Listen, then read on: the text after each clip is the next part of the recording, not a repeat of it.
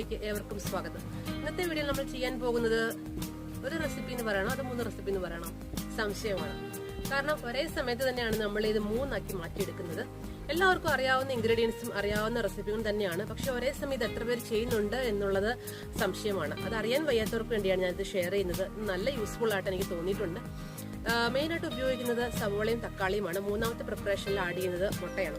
മുട്ട ചേർത്തുണ്ടാക്കുന്ന റെസിപ്പി അല്ലെങ്കിൽ ആ ഒരു കറി നിങ്ങൾ അതിൽ ചേർക്കുന്ന മറ്റ് ഇൻഗ്രീഡിയൻസ് ഒക്കെ ചേർത്ത് വെച്ച് നിങ്ങൾക്ക് ഫ്രിഡ്ജിലോ ഫ്രീസറിലോ സൂക്ഷിക്കാം.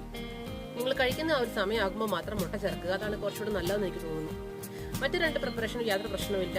അത് ചോറിനോ ചപ്പാത്തിക്കോ ദോശയ്ക്കോ എന്തിനു വെള്ളം ഉപയോഗിക്കാം. നല്ല ടേസ്റ്റാണ്. അധികം മസാലയൊന്നുമില്ല. ആകെ മഞ്ഞപ്പൊടിയും മുളകുപൊടിയും മാത്രമേ ചേർക്കുന്നുള്ളൂ. ടൈം സേവിംഗ് ആണ്. നിങ്ങൾക്ക് വളരെ യൂസ്ഫുൾ ആയിട്ട് ഇത് ഫീൽ ചെയ്യും. ഒരു മണ്ടൻ ഐഡിയ ആണോ എന്ന് ഒരുപക്ഷെ തോന്നിയേക്കാം. പക്ഷെ കണ്ടു നോക്കുക, ചെയ്ത് നോക്കുക. തീർച്ചയായിട്ടും നിങ്ങൾക്ക് പ്രയോജനപ്പെടും. നമുക്ക് വീഡിയോയിലേക്ക് പോകാം.